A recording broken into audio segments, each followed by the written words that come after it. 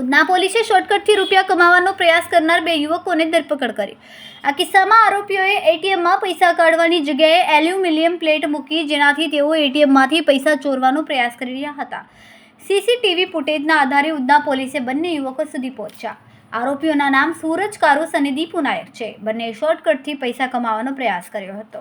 આરોપીઓએ પૂછતાછમાં કબૂલ્યું કે એક બિહારી શખ્સે તેમને એટીએમમાંથી આવી રીતે પૈસા કાઢવાની ટેકનિક શીખવી હતી। બે યુવાન પૈકી એકે એટીએમ પર આ પ્રયાસ કર્યો અને બીજું વોચમેન તરીકે એટીએમની બહાર ઊભો હતો।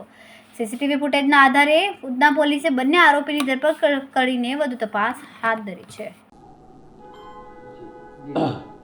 ઉધના પોસ્ટે વિસ્તારમાં ભાઠેનાના રામદેવનગર જે વિસ્તાર છે એમાં ઇન્ડસલેન્ડ બેંકનું એટીએમ છે। ત્યાંથી ઉધના ડિસ્ટાફના માણસો પેટ્રોલિંગ દરમિયાન ત્યાંથી બે શંકાસ્પદ ઇસમોને ઝડપી પાડેલ।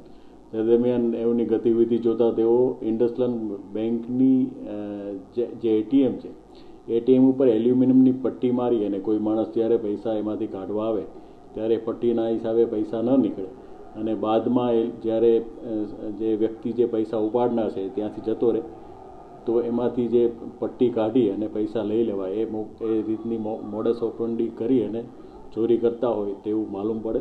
જે સંબંધે બે ઈસમો છે સૂરજ કારુસ અને દીપુ નાયક એ બંનેની ધરપકડ કરવામાં આવેલી છે અને ઉધના પોસ્ટે વિસ્તારનો જે ગુનો દાખલ થયેલ છે તે ડિટેક્ટ કરવામાં આવેલ છે।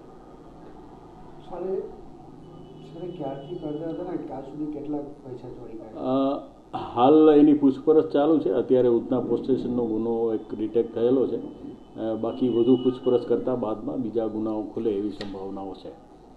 સર, કોઈ એફઆઈઆર એવું કંઈક લખાયું છે કે બેંકમાં જાણ કર્યું છે કે મારા પૈસા અટકી ગયા છે, આવ્યું નથી? નહીં, એ જે તે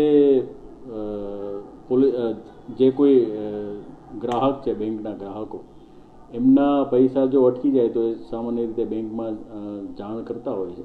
એ સંબંધે જાણ કરવાથી બેંકવાળાને માલુમ પડે કે આવા કોઈ બનાવ બનેલ છે। ભૂતકાળમાં કંઈક ગુનાઓ ચાલુ? નહીં, મેં આગળ જણાવ્યું એમ એની પૂછપરછ હાલ ચાલુ છે।